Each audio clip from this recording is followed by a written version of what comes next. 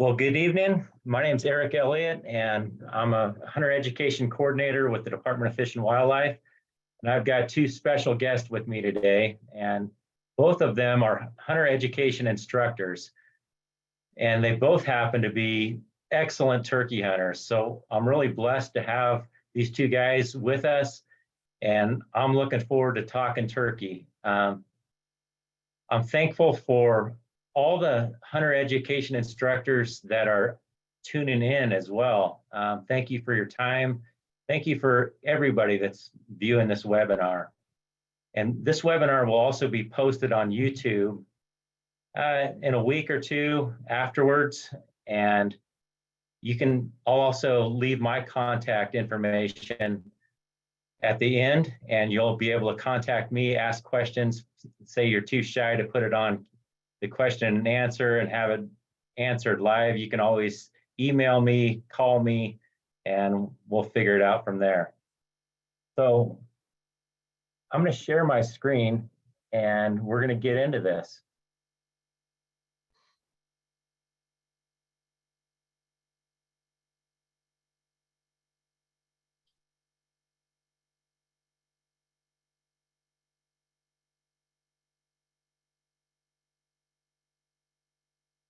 All right.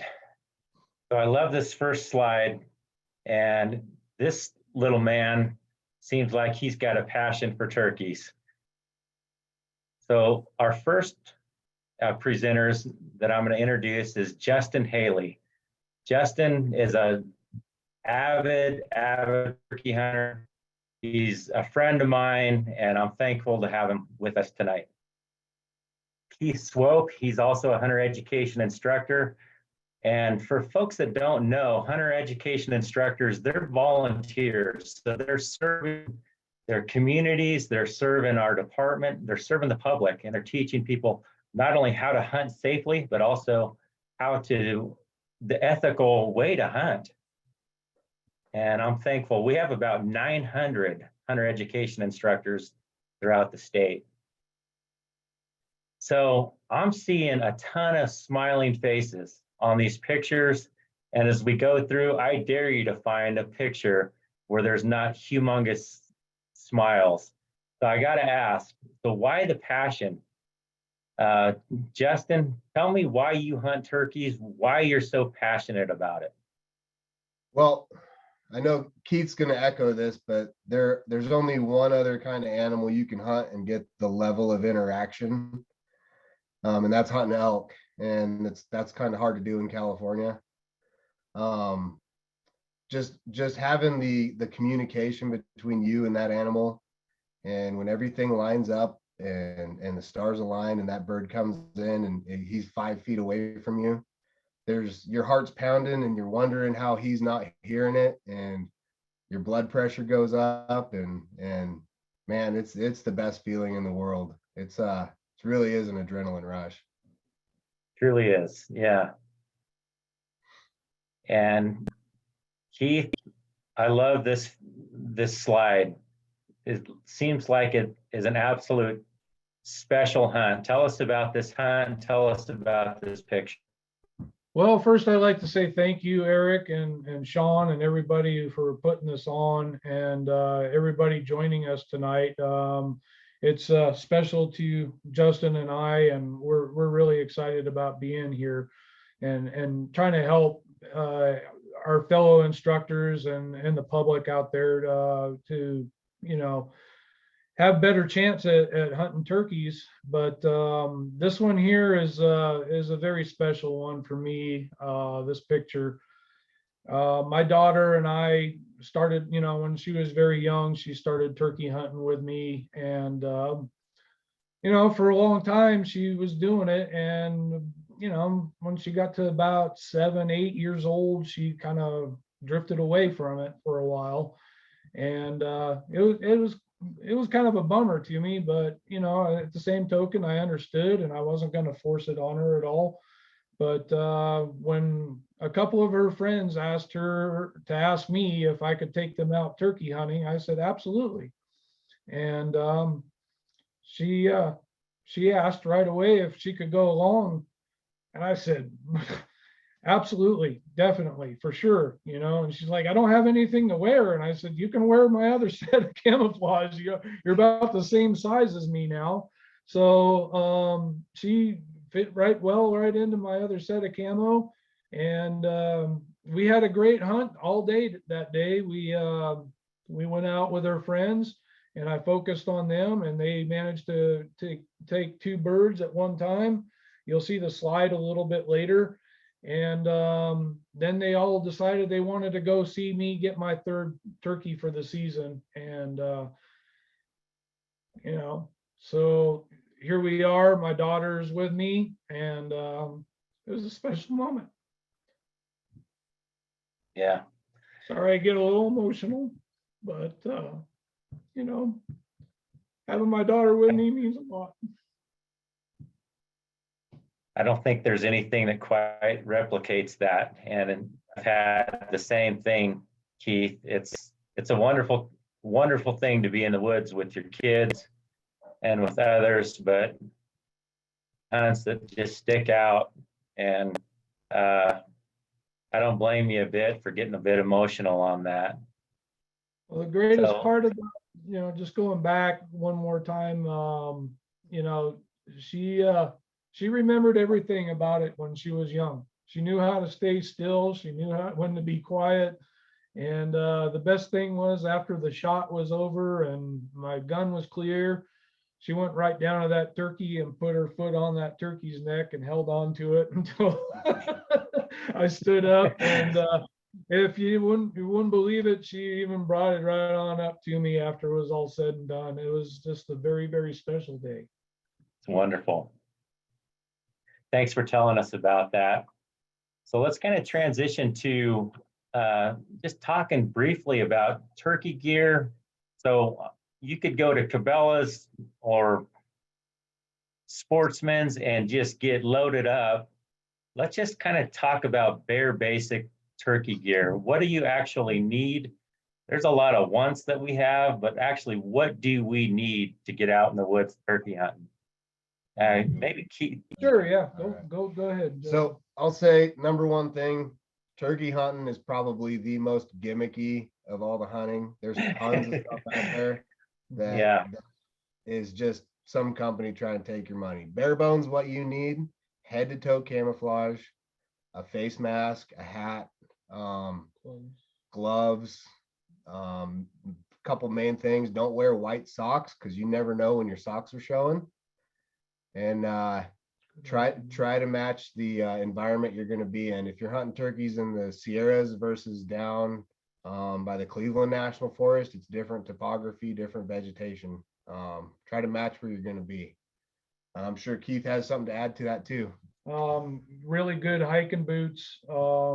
Preferably for me, I like snake boots, just to protect myself a little bit more, because in the spring the rattlesnakes are coming out. So not only that, I'm able to tuck my pants into my snake boots, try to prevent the ticks from coming on me as well, getting underneath my camouflage. You're going to need a jacket of some sort too, because it's usually very cool in the morning during the spring season. And you know, it just depends on what the weather's doing, whether you're going to need rain gear and that kind of stuff, you know. But as Justin's saying, you know, you definitely have to try to match the terrain and the vegetation that you're in. You know, wearing duck camo out in the turkey woods, I mean, it'll work, but you know, it just doesn't, you're going to stick out more. The whole point is you're really trying to blend in with the environment. Turkeys have amazing eyesight. They have amazing hearing. The only thing that they don't have is a good sense of smell. And if they did have a good sense of smell, we never get them. Honestly, these things can see you blink at a quarter of a mile away. So blending in with your environment with good camouflage is extremely important, and keeping your movement down to a very bare minimum. On top of gear, you're going to need a really good shotgun or a bow, whatever you prefer to go out with. You need to practice with it. With shotguns, you need to pattern your gun. And you also need to make sure you have a good choke on it, an extra full turkey choke. There's lots of good companies out there that put out many different kinds of chokes. Preferably for me, I like a Jeb's choke. And the reason why I like Jeb's is because they can handle all the new ammunition and the old ammunition. So if you go out of state where you can still hunt with lead, you can still use a Jeb's choke. If you're in state where you can't hunt with lead anymore and you're using shot like TSS or heavy shot mag blend or any of those kinds of things, you need to have a choke that will handle those loads. So it's really important to have that. On top of that, sights. Unlike any other kind of hunting with a shotgun, you're really aiming at a turkey. And fiber optic sights, even scopes, red dots sights, those kinds of things will help you really bear down on that shotgun and aim more than you are going to just point and shoot. BBs tend to travel out of a shotgun. They dip down a little bit first before they travel up. And I tell everybody I take out turkey hunting is you don't aim for the head. You want to aim for right where the neck and the feather line meet, and that's the wattles on the turkey. You'll see the big red bubbles. That's called the wattles. And you want to aim for that point because at 20 yards, if they're in at 20 yards, that shot's going to go right into the vital organs like you need it to. So good shotgun, good camouflage. One other thing you want to throw in there probably is a good turkey vest. Just because you're going to be carrying a lot of gear with you, and having the seat cushion is going to help you stay still. It's going to get you more comfortable. It's going to keep you still, Keep you warm. and keep you warmer. Yeah. So having those kinds of things, extremely important for turkey gear. One other thing I would add, and kind of related to your picture here, that guy is wearing Sitka gear. You don't have to start off with First Light or Sitka or Prois or Scree gear. You can start off with Bass Pro Shop, Realtree, Mossy, the stuff you get at Walmart or down the street at Turner's or Sportsman's. You don't have to start off with the Lamborghini. You can start with a Ford. Yep. And it works just as well. The biggest thing, like Justin said, is to avoid the red, white, and blue. Yep. Any color like that and any of that variation on anything is going to put you in danger.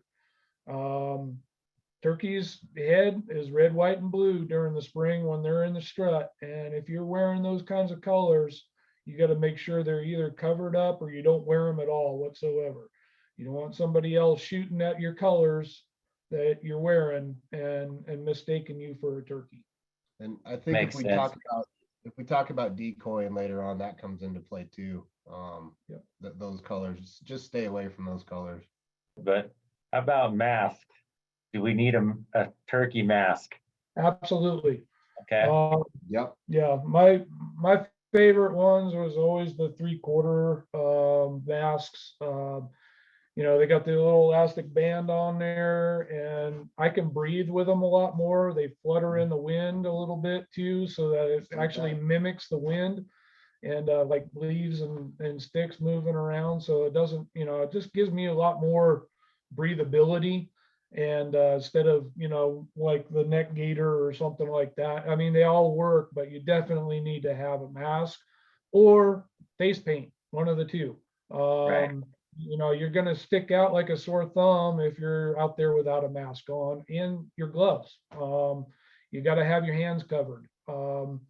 Turkeys, like I said, they see exceptionally well, and they see something standing out that they don't like, they're out of there. They're not going to stick around. So Right. on that, Eric, with the face masks, Yeah. if you suffer from a disability like I do, or you have to wear windshields on your face, full face, maybe mesh, I've used those successfully in the past. But more what I'm doing is I have a leafy shirt that has a real deep hood, and just getting that shadow on my face eliminates that glare. That's just another thing to think about when you're thinking about covering your face. For any duck hunters listening, you know, you're familiar with the pie facing. When you look up at the duck and they see your face, same concept. Yeah. Sounds good, guys. Let's talk turkey calls. So kind of run me through this call that's off to the left and why you would use that. How about you, Justin? Okay, well, I look at the three kinds of turkey calls we're looking at here as kind of all one system. I'll use a box call if I really want to reach out and touch and hear a long ways away, because box calls are loud. And then if I have a turkey working closer, I may switch to a pot call because I can get more finesse out of it. And then when they're in close, or I know that they're in the area and they could probably see me, I'll use the mouth call because you don't have to move your body. And like Keith said, turkey's eyesight is their number one defensive mechanism. That's how they detect predators and stay alive. So having that mouth call, you can just stay up on your gun. You're not moving your body at all. And that's usually what I use for a closer. Excellent. All The right, box- just to go touch ahead. up on the box calls one more time, like Justin said, they're great for long distance, but they also work very well in windy conditions. When, you know, turkeys don't really like to talk much in the wind. They usually pretty much shut down, but if it's windy and you know you got good weather and things are firing off, you know, the birds are really gobbling hard. If you need to cut through the wind, box call will definitely help out with that. And Excellent. and to add real quick, Eric, if you're a new turkey hunter, don't worry about sounding weird with a pot call or a mouth call. Work on that box call. It's the easiest to learn. It'll let you know kind of what the cadence and the tones should sound like when you progress to a pot call or to the mouth call.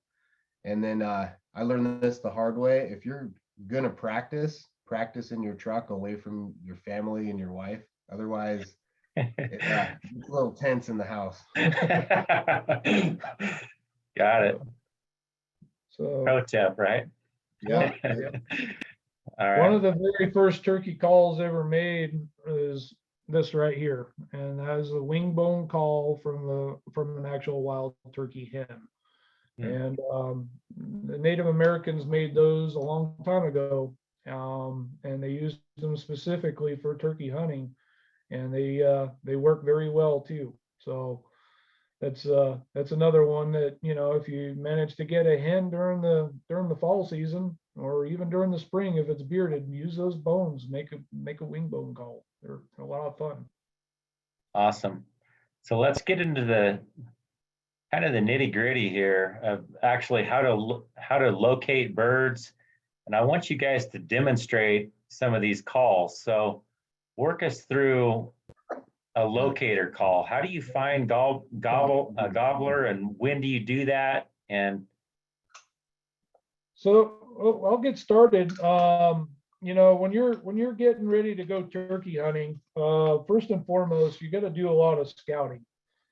And you got to find out where the turkeys are wanting to be at. And how do we do that? Well, you get out there and you start driving roads, walking roads, looking for tracks, looking for scat, looking for areas where you might see strut marks. So it looks like a bunch of scrapes in the dirt. That's usually where the toms are scraping with their wings. And you know, they leave those marks on the ground, dusting areas, all those kinds of things. You got to get out and do some scouting. And once you get some scouting going and you kind of find out where birds are hanging out at, your next object is to figure out where the roost tree is. And most of us will go out in the evening time, right at dusk. And there's many different types of locator calls, but the one that I've always found that worked really the best out here out west in California is a coyote call. That coyote howl will make them gobble on the roost, because they're so high strung during this time of the year. They'll pretty much gobble at anything. You can honk a horn, you can slam a car door, they'll gobble. But if you're trying to find that roost tree, you want to use, some different kinds of calls. And like I said, the coyote always worked best for me. You can actually use a gobble tube too. Back east, a lot of people use what they call the barred owl call. The who cooks for you, who cooks for you all. It works really well back there. And then other things are crows, hawks, those kinds of things will all make them shock gobble. So they're just, like I said, they're just very high strung and they'll gobble at just about anything. But I got one call right here. It's pretty cheap. It's made by Primos, and it's one I've used for many years. And it does a coyote, it does a pileated woodpecker, and it also does a peacock. So you can do all three of those calls, and one of them might get a bird to gobble. Would you like me to demonstrate? Absolutely. Let her Okay. rip. So this might sound a little bit loud. I'll try to keep it toned down. So just the coyote call, just simple this. And that right there will make a bird gobble on the roost. Excellent. Pileated woodpeckers during the day.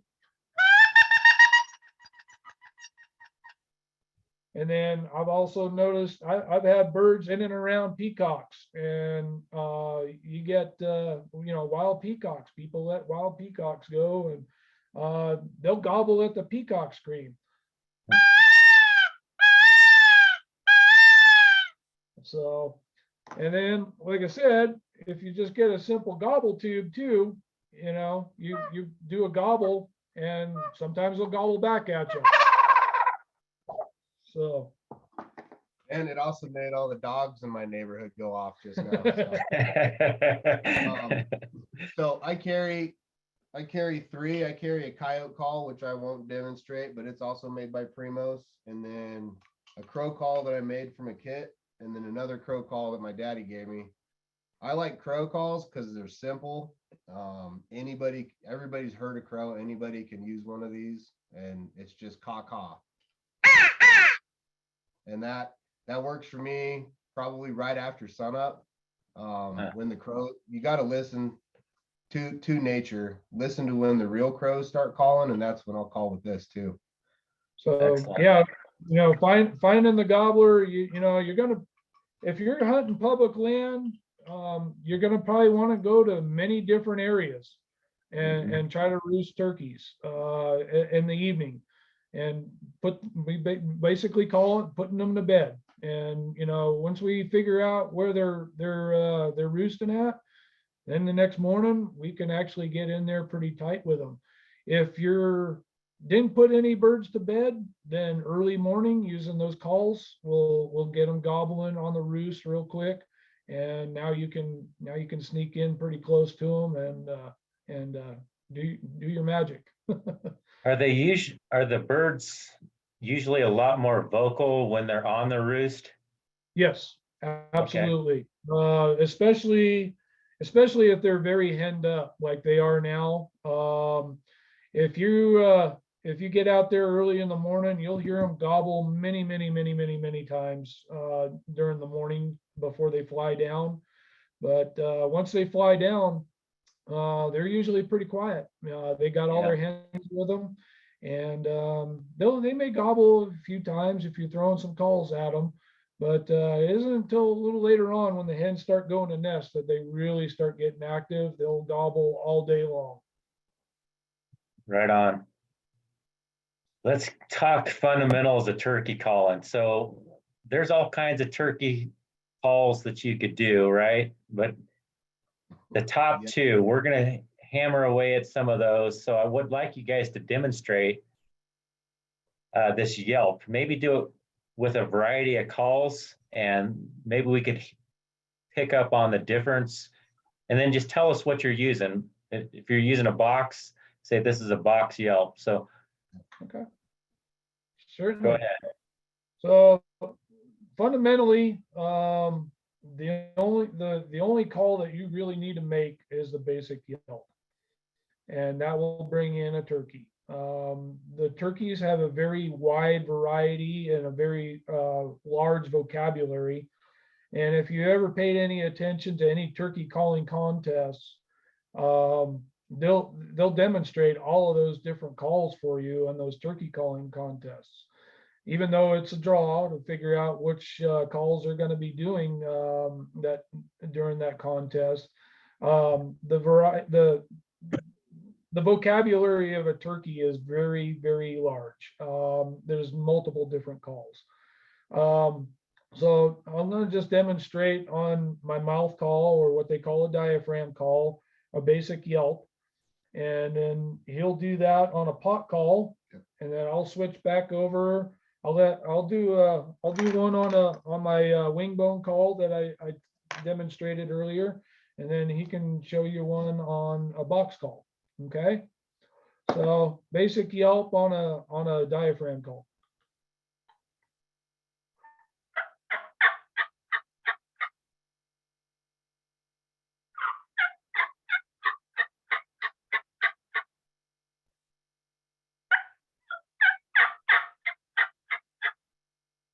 Okay, so he'll demonstrate one on a pot call now. So pot and peg, this happens to be a red slate pot. Little bit more finesse than a box call, not nearly as much as a mouth call. All you do is you take your striker after you condition your surface, and I'll go over that, and you just make little circles.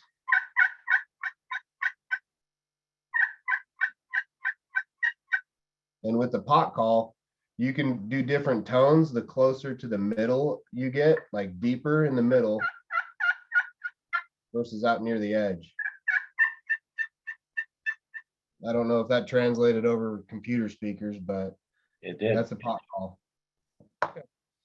So yeah, like I said, a lot of people primarily only use these types of calls. These are the wing bone calls.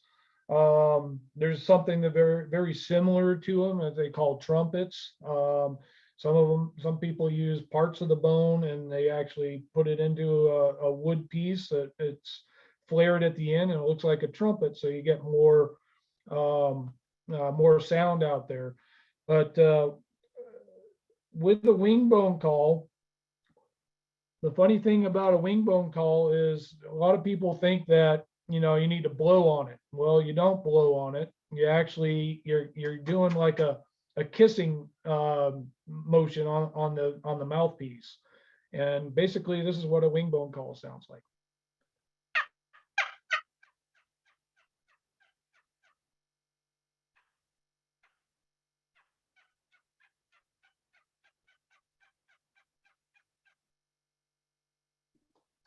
So you're kind of like you're kissing, but you're sucking in at the same time.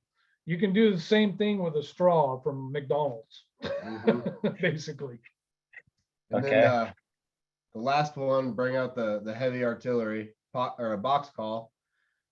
There's a couple different ways to do it. What I do is I hold the actual box part of it. I hold that static and I move the lid. And just like with the pot call, if you apply a different amount of pressure, you can get different tones, higher or lower. Light pressure is pretty high. A lot of pressure, you get that real raspy boss hen. And that, like I said, that reaches out. I mean, that's the heavy artillery. That really reaches out, cuts through the wind. It'll call 3 drainages over. Excellent. Yep. All right, let's get into the cluck. So kind of go through the cluck and when you would use that, or do you use that in combination with the yelp? Talk to us about that. Absolutely. So the cluck is a content call. The putt, on the other hand, we'll talk about that in a little bit, but the cluck is a content call, and it's usually in unison with the purr. And the purr and the cluck is basically their content, they're feeding, and they're just, it's very low key, and this is basically what it sounds like.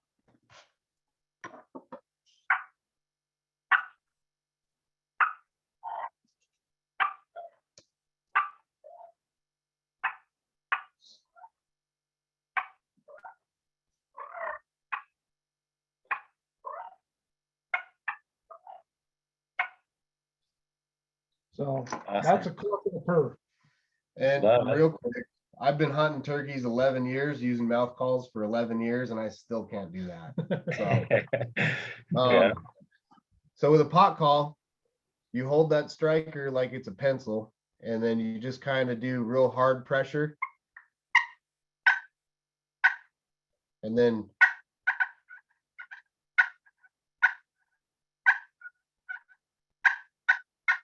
just hard pressure, just a real quick strike.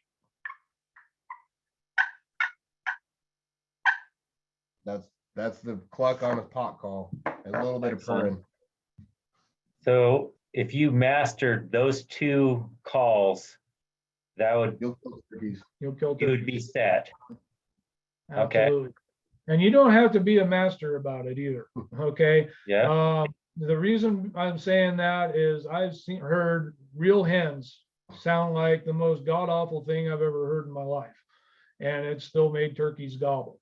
So, you know, don't be discouraged if you're just getting into turkey hunting and you're just getting into the calling sequences and learning the calling sequences.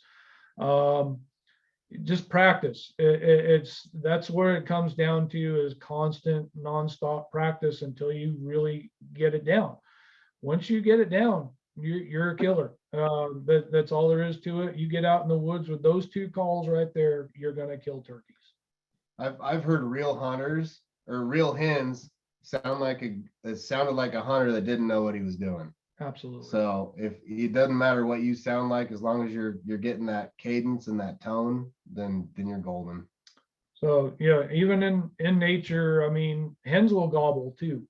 So I've seen it, I've heard it, I've witnessed it many times. Hens will gobble, and you're just like, what in the world was that? And you're like, realize that's a hen gobble. Yeah. It's a hen gobble. Yeah. And you know, the toms are going to yelp too. You know, the toms and the jakes are going to yelp, but they always have a much deeper, raspier sound. And it's longer. Yeah.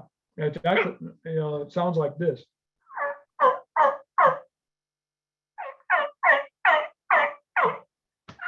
You know, so it's deeper, shorter. They just, you know, they don't do big yelping like the hens do. Right.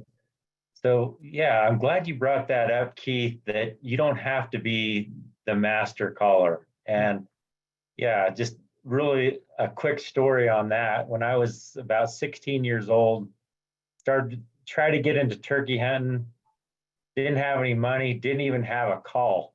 And some days are just, you can really do no wrong. The birds are fired up, and the birds were responding to like a call coming out of my mouth as a 16-year-old high schooler.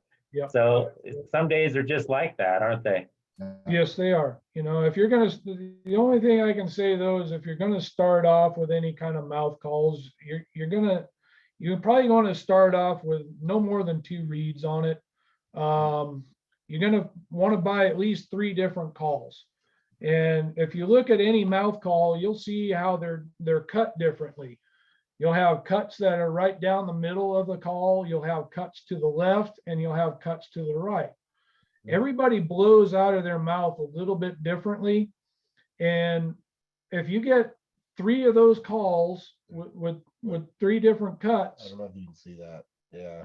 Yeah. but you know, and try to figure out exactly which way do you blow. Do you blow to your right? Do you blow to your left? Or do you blow to your center? And if you get 3 of those calls with just 2 reeds on it, and you're able to start making noises with either one of them, that's the one you're going to want to try to get more often. I tend to blow more in the center when I'm calling. That's why I like, you know, cuts more down in the center of my reeds. But I also have cuts to the left, and I also have cuts to the right, because I like to practice and play with all of them. And they all sound like different turkeys. Yeah. So I have a myriad of those different calls in my vest every time I go out. Yeah, I tried to show you, but my camera's not too good. I carry 3 that have different cuts. Each one has a different sound, so it sounds like a different turkey. And we'll probably talk about later, like sometimes the birds you're around don't like what you're selling them, so you change it up. Absolutely. Perfect transition. We had a really good question that came in on what happens if there's a gobbler that's just held up and is not willing to commit. Common problem, but maybe we could transition to the next slide, let you guys show off a little bit. Well, you got your wing bone or your wing back there? Yeah, I got my whole vest. right Okay. here. Well, one of my favorite go-to Fight. deals on dealing with hung up turkeys, hung up gobblers is you mimic a fight, Make a racket. you make a racket, and it's what they call a fight and purr. If you ever listen to turkeys actually fight with each other, they make a lot of noise. And one of our other calls is actually just a wing tip from an actual turkey, and we'll beat that and make all kinds of noise. And in the meantime, we're trying to sound like two different turkeys fighting each other. So I'll grab my slate call and I'll have my mouth call in. This works best with two people. Yeah.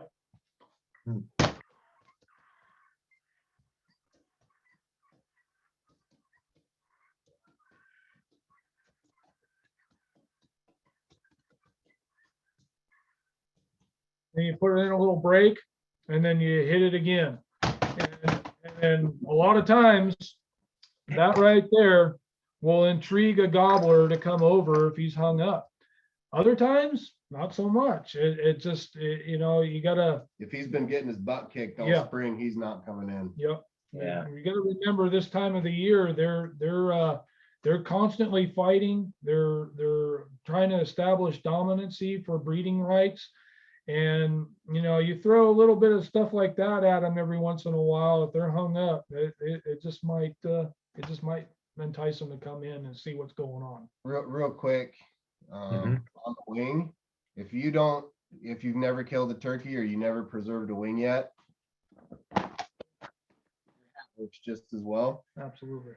And Keith and I are now on the internet forever in a turkey fight, so that's cool.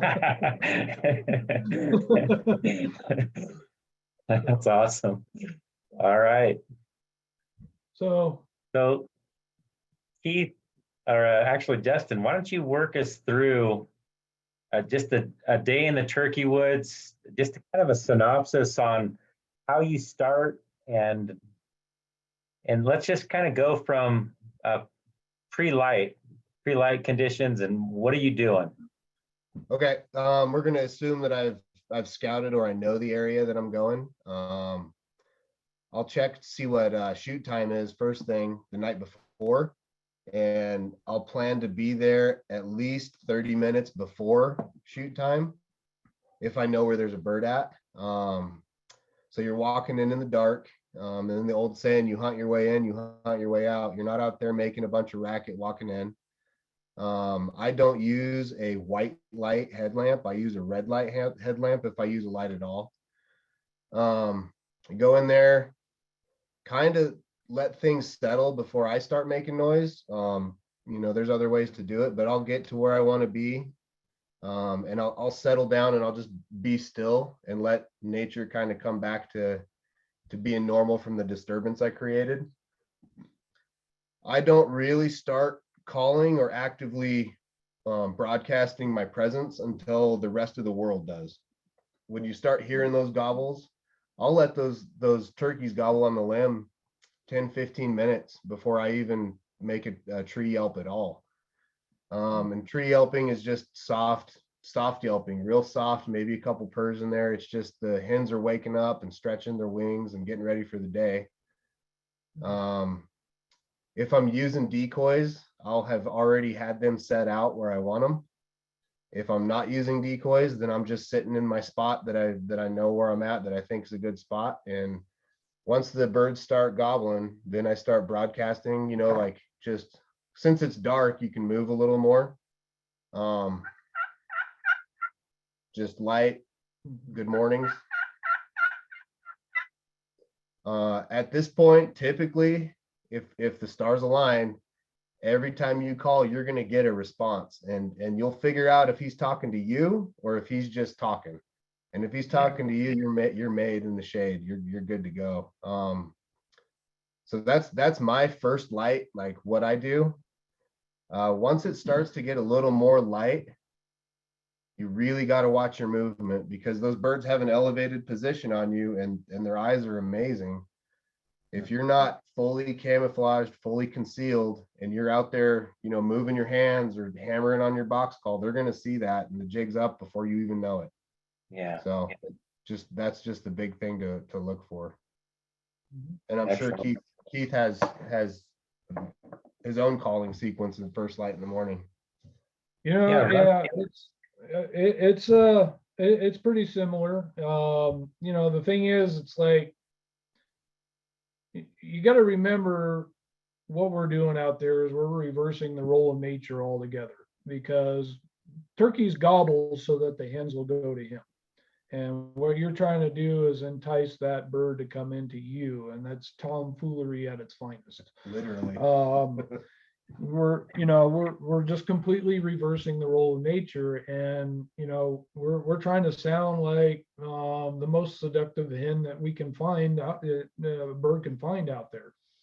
And when you're dealing with earlier season and times like right now where the toms are really henned up,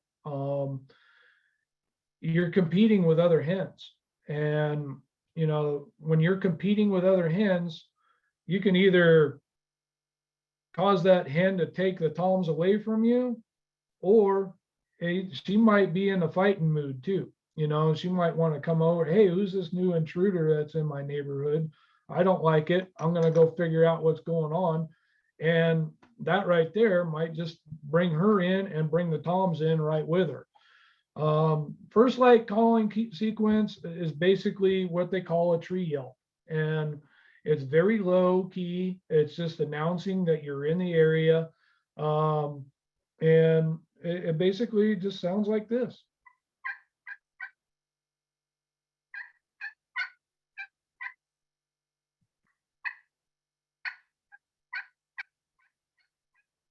Okay. And that might entice another hen to actually start talking too. Usually the hens won't start talking until the gobblers are like, blue in the face from gobbling so much on the limb.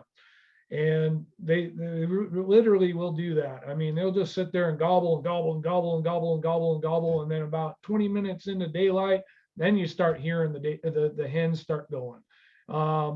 And if a hen starts hearing you calling, then she might get really agitated right off the get-go. And she might start throwing cuts at you. She might try to cut you off and say, hey, I'm the dominant hen here. Who are you? And, if you start mimicking that, that might entice her to come over earlier in the morning and bring the toms with you. But first light calling sequence is very, very low key until those birds start to fly down. And when they start to fly down, you're going to start hearing things like a fly down cackle. And it sounds like this.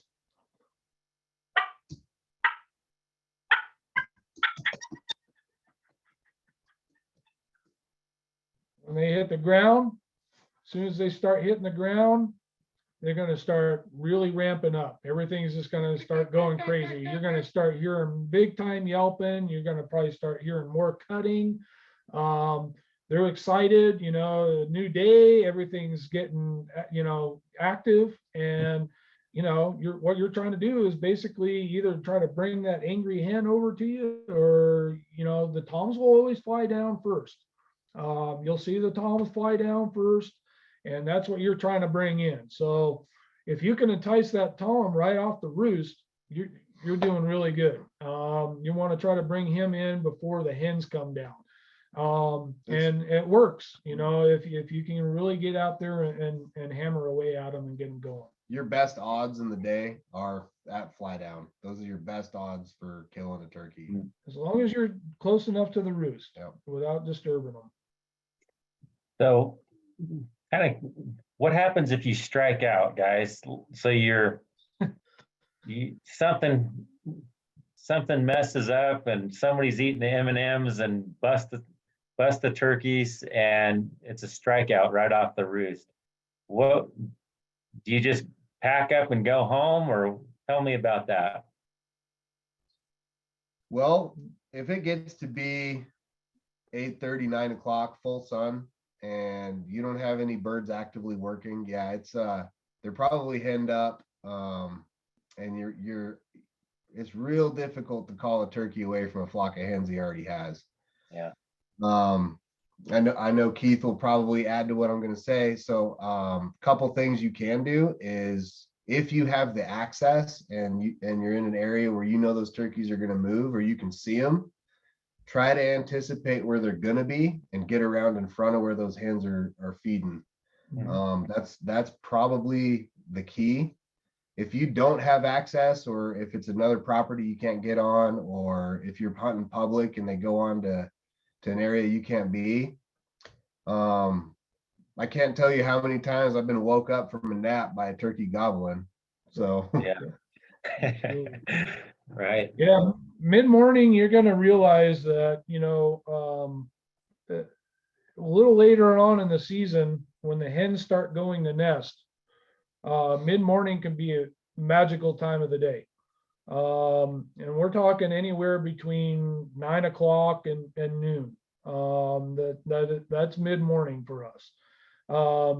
10 o'clock is usually always what I call the witching hour. yeah, we call it the 10 o'clock shuffle. Yep, because usually about that time, when the hens are actually starting to nest, they're gone. They're leaving the toms, they're going to nest. And you got to realize that, hens will lay one egg a day until they get a clutch of 12, or roughly around 12. And once they start doing that, the toms start getting lonely. And when they get lonely in mid-morning, 10 o'clock, it's going to be game on. They will gobble, they will run at you, they will fly at you, they will do anything to get to another hen. And I've seen them fly across canyons. I've seen them come from 2 miles away. I mean, I'm calling from a ridge, 2 miles, and they're still coming at me. Mid-morning can be a very, very magical time. So what we're saying here really, and technically, is you may have struck out early in the morning, but don't give up, because I'm telling you right now, mid-morning can really be lights out for you. Yeah. Yeah. Same thing with afternoon gobblers. I mean, if you couldn't get out all morning because you had to work, or you had some other commitments or whatever, when those hens are going to nest, those afternoon gobblers, they're on fire. And that's the great thing about what we have here in California, are Rio Grandes majority of the time. And Rio Grandes are known and notorious for gobbling all day long, and they'll gobble all day long. And, you get out there in the afternoon and you strike up an area somewhere, and I'm going to try giving this place a call, and all of a sudden, boom, they start hammering away at you. And you better set up pretty quick, because they're going to come running at you pretty fast, usually later in the day. If they start hearing hen talk, and, the hens are all gone to nest. On that note, if it is mid-morning, afternoon, and you are going to try to locate call, and you're going to use a Yelp or any other turkey noise, before you do it, make sure you're in a spot that if you get a response, you can put your butt straight down on the ground and be ready. Yep. Because these things are masters of camouflage. You never know where they're going to be. They could gobble 20 yards away from you in a oak thicket, and you have no time to move. Have a tree to your back that you can sit down at, for sure, before you start talking turkey. Yeah. Yeah. So let's talk a little bit about private versus public land gobblers. Do you change tactics for that for the most part, or do you just kind of stick with the same kind of tactic? I've got one big thing that I do on private that I don't do on public, and I'm primarily a public land hunter. I enjoy the elevated level of challenge of hunting public, but I never use a Tom or a Jake decoy on public land. You just don't know who else is out there. Best case scenario, somebody shoots your $200 decoy. Worst case scenario, you get shot. So I don't ever use a male turkey decoy on public land. On private, all day long. If I know that I'm the only one out there, heck yeah, I'll use a male turkey decoy. But other than that, for the most part, the foundational tactics that we've talked about, they translate over. The birds don't know there's an imaginary line in the dirt.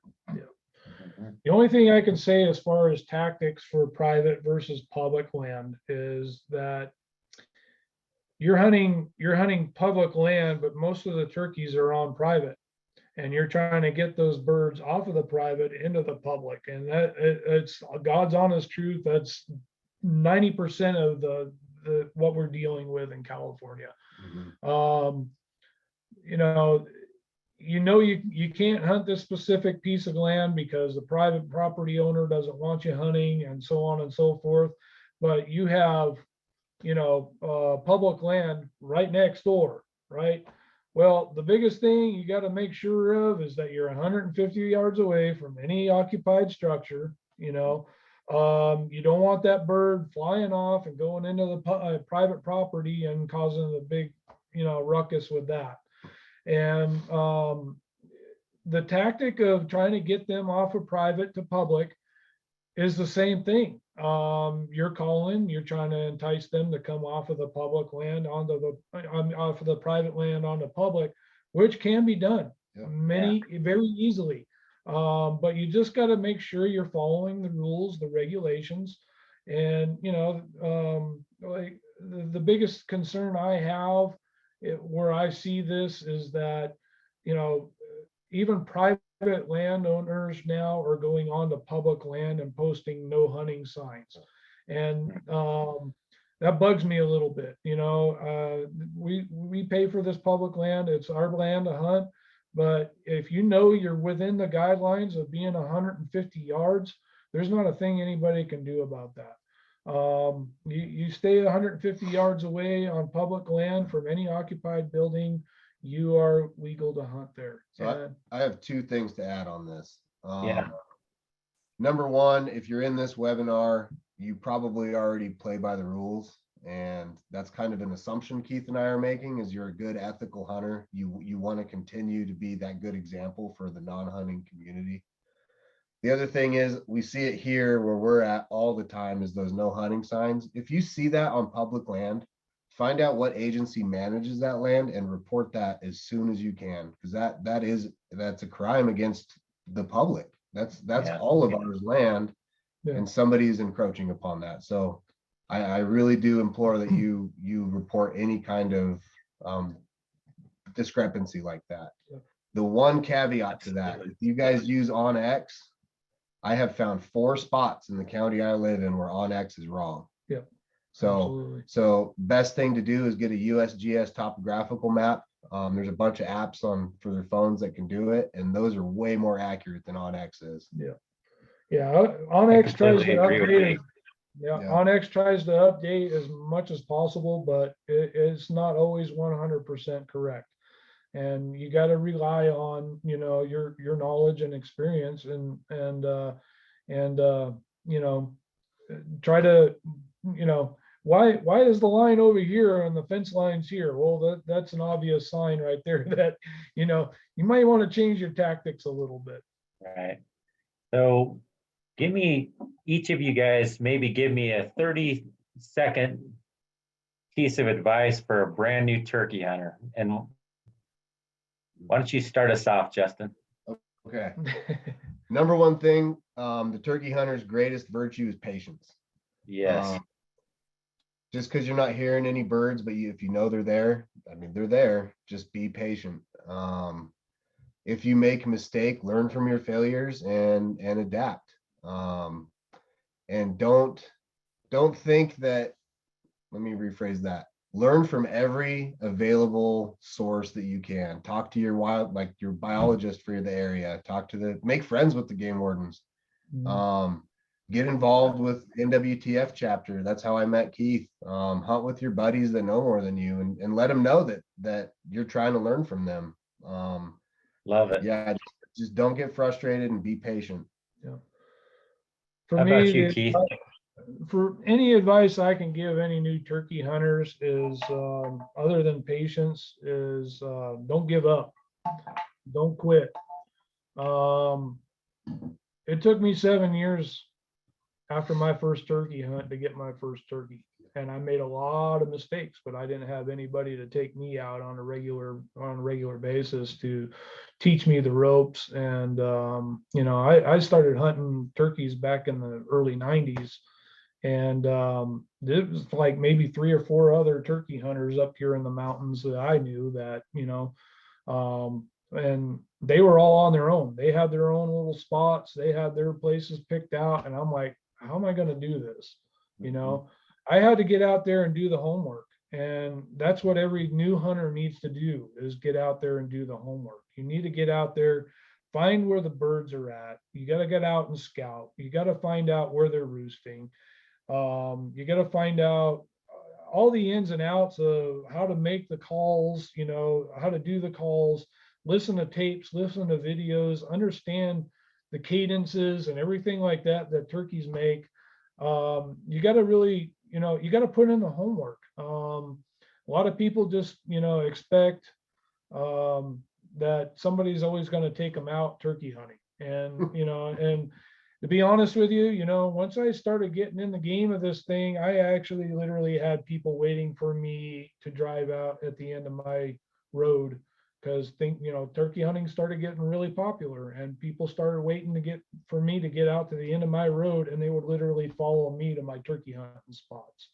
Ones that I've put in so much work and so much effort into trying to figure out how I'm going to hunt. Don't be that guy. Get out and do the homework, study it, learn it, understand it, and you're going to be a better turkey hunter for doing that. You're going to make a lot of mistakes, and that's how you learn. You can't just rely on going out with somebody all the time. If you want to get out and actually enjoy the sport, you've got to go out and put the homework to it. That's the best advice I can give. Yeah. Think of the ethics too. We don't shoot turkeys off the roost. I've seen it happen, but it's not ethical. Somebody's in an area that you wanted to go to, then leave it alone. Somebody's already there. They already found it. Find another spot. Leave that area alone for the person that's already beat you to it. Be ethical about the sport, and pass it on. Okay, excellent. Yeah, that perfect transition to the last few slides that we have. And so I can hear your passion. Literally, as you're talking, I can envision hunts that I've been on, and it's a wonderful sport. But how do we better in turkey hunting last for generations to come? Give me some ideas. Well, first, be that ethical hunter, be that example. Don't be the stereotypical, what everybody thinks a hunter is, just going around killing everything. Abide by hunter's ethics. You do the right thing when no one's looking. That's big to me. And then share. I've got children. I want them to hunt. My wife just got her hunter safety and bought her hunting license and a gun. Share your passion with people around you. Find in your area, find a group of people. Like I have a group text with the 6 turkey hunters I trust, and Keith's on that group text, and share information, share knowledge, stories, that's the big thing. And don't be closed off to new people. Absolutely. Love it. Passing on the tradition is extremely important. Our kids are number one for many different reasons, other than they're the future of our hunting. But look at the ladies here on this slide here. That right there means a world to me, that I haven't been able to do that. I've been able to take the youth, take the ladies out, folks that are handicapped too, taking them out, getting them out and getting them out there and getting them involved and sharing that with you, with them. Everybody has a right to do this. And, we want to make sure that, this sport gets passed on for many, many generations to come. But the other thing that we got to consider is, other than the ethics, or put in with the ethics too, is sustainability of the turkeys themselves. We don't want to annihilate populations in areas too. If you're only hearing one turkey in a certain area, maybe you need to go find a new group of them. So, because you want to make sure that the birds are there for future generations to come, for future years of you being able to hunt that specific area. Sustainability is extremely important. And for me, I got lots of different public and lots of different private places to go, and I will pay attention to how many gobbles I'm hearing in the mornings out there. And if I'm hearing 10 to 15 gobblers on the roost, and and if I'm seeing them all and figuring out, all right, how many actually are longbeards and actually how many are jakes, is going to be the deciding factor on how many actual turkeys I'm actually going to try to take out of that specific area for a year. On that note, the sustainability is hard to do on public land, because you don't know what that next person's going to decide. Yeah. The way that I feel is best to combat that problem is just you be that person. You be that ethical hunter. Hey, I know there's only one turkey in this valley. I'm not going to hunt there. Yeah. And if we all feel that way, next year there may be 10 turkeys in there. Absolutely. But if somebody doesn't, then there may not be any turkeys in that area next year. So just the best way to do it on public is you be that ethical example. I can't harp on that enough. True. So I can tell just so much by listening to you and hearing you, just your passion for turkeys. So tell us about the National Wild Turkey Federation and why someone should get involved in that. I think I should probably go first, because I'm going to be shorter on this. So I'm on our local chapters committee. Keith is the president of that chapter. If you're passionate about any kind of hunting, elk, deer, even fishing, upland game birds, there is an organization that is around to help that specific animal. For turkeys, it's the NWTF, and there's a new one, Turkeys for Tomorrow, that are pretty up and coming. They're nonprofit groups. It's all volunteers. We do an annual banquet, and I think really it's just me and Keith and one other guy that do all the work, but there's a bunch of us wearing the shirt. These groups, all of the funding goes to projects to improve the habitat. And if it's good for the turkey, it's good for the deer, it's good for the grouse. It's, it's the habitat that really matters. And your membership dues and the funds raised from the banquets all go straight back to local improvements. The NWTF is set up into geographic areas. So if you're in California, all that money in California stays on the West Coast. It's not like it's going to go back for habitat in Vermont or something like that. I've been on the committee now 5 years, with an asterisk because COVID was in there. But for me personally, it's the way that I feel like I can give back to the animal that I love pursuing. I look forward to this time of year. I duck hunt to get me to turkey season. And the NW, I mean, I'm wearing the hat right now. I have tons of stuff in my house. My wife hates it, but tons of NWTF gear in the house, just because I believe in it. Yeah. And I'm gonna let Keith, I mean, yep. He's the man on this one. Well, in 1973, the NWTF was founded by our founding fathers of the NWTF, who were really concerned about wild turkey populations. And back then, there was only about 30,000 wild turkeys left in North America. And it was a very scary prospect because they were pretty much hunted to dang near extinction, commercial hunting, so on and so forth. The Turkey Federation founded, and the first thing they needed to do was try to figure out how can we, get more turkeys. Well, they tried pen raised birds. That didn't work. The birds got pretty stupid. They were, they were not, they weren't sustainable. They were predated on regularly. But then they started the cannon net, and they started trapping real wild turkeys and relocating those wild turkeys and establishing populations. And we brought those populations up to well over 7 million birds in North America. We have huntable populations in 49 states now, and also in Canada and Mexico.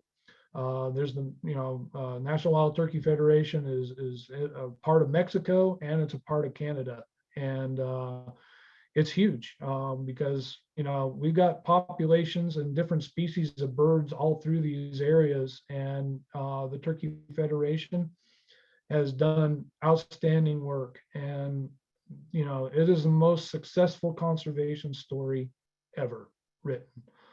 And being a part of this organization for 26 years now, I've been doing it, and I'll continue until I die. Yeah. Outstanding, guys. I so appreciate both of you. Thank you for coming on. We have a couple questions that we have time. Yeah, let's just quickly address some of those. But before I get to that, Liz or Greg, would you mind just posting on the chat or the Q&A my email address? I forgot to put that in one of the slides. So post that in the chat or the Q&A so everybody can see it. And if you have questions after this, get a hold of me. And I may not have the exact right answer, but I have some good contacts, namely Justin and Keith. So one question that comes up is how to stop a turkey. Okay, so okay. With a 12 gauge? All right, so yeah, you're looking at like trying to get one to stop running, or are we talking just trying to get them to stop moving, period? I think just walking along, they're just doing their thing, and you want to make sure you can stop them to get a good shot. Clean shot.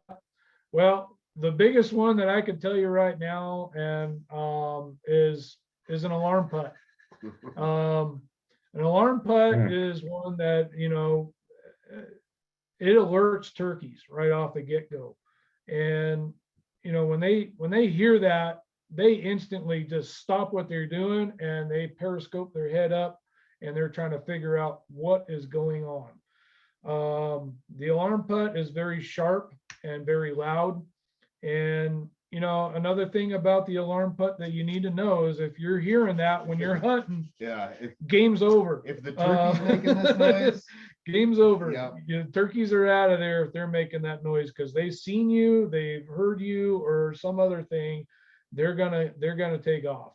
But the alarm putt on a slate call is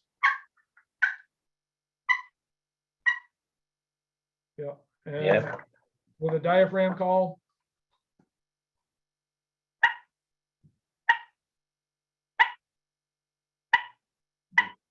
that's might it. as well stand up and walk away. Yep. So when I see a bird and strut come into my decoys, they're coming in full strut and they're just so locked in love with those decoys that they won't come out of strut. I will use that alarm putt to get that bird to raise his head so I can get a clean shot out.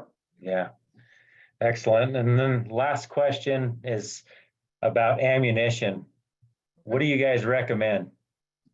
So there's many different types of ammunition out there right now, but there's TSS, which is tungsten super shot. There's heavy shot mag blend. The 5, 6, 7s, you know, for my 12 gauges or my 20 gauges, I'm primarily using that stuff. It's really good. The other stuff, the TSS, I'm using that more in my 410. I haven't really transferred over to the TSS to the 12 or the 20 because it's so expensive. For a box of 5 for the 410, I can usually get that for about 40 bucks. If you're doing the 12 gauge or 20 gauge, you're looking at almost $80 for it, you know? So, you know, that's why I haven't really transferred, you know, the TSS to either my 12 or my 20 for that matter. I stick with the mag blend. It's still pretty pricey, but it is a very, very, very good shot.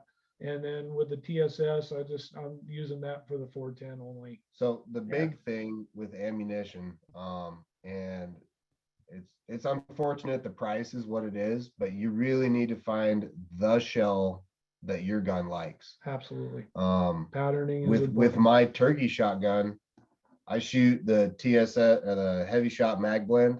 It's a blend of 5, 6, 7 shot, and I shoot 3-inch shells. My gun's chambered for 3.5, but I'm starting to feel it, so I shoot 3-inch shells. But the key, the key, and I can't stress it enough, is try 3 or 4 different brands of shells and see Absolutely. which one that you're putting 40, at least, you know, a bunch of pellets in that kill radius on a turkey at 40 yards. Yeah. And that goes back again. You want to be that clean, ethical kill. You know, you want that bird to not even know you were there, and all his buddies heard was thunder. Yeah. Yeah. But Outstanding. Choke tubes, ammunition, they all are all, there's so many different variations and so many different kinds out there. But you gotta, in all reality, you really gotta get a bunch of them and figure out exactly what pattern's best for your specific gun. Outstanding, guys. I love it. Thank you so much. Thank you for everybody that viewed this. And I'm going to put you two on the spot right now. And I'd love to have you guys do a turkey clinic, an actual in-person turkey clinic. I'd love to have you do that. And you have a wealth of knowledge. And I'm thankful that you're not just holding that in, but you're actually willing to tell others about this great sport of turkey hunting. So with that, we'll sign off, and thank you guys again. Thank Yeah, you. no problem. Thank you Thank all you. for everything. We really appreciate it. And we love talking turkey. So Yeah. anytime. Dang, I got to talk about turkeys for an hour and a half.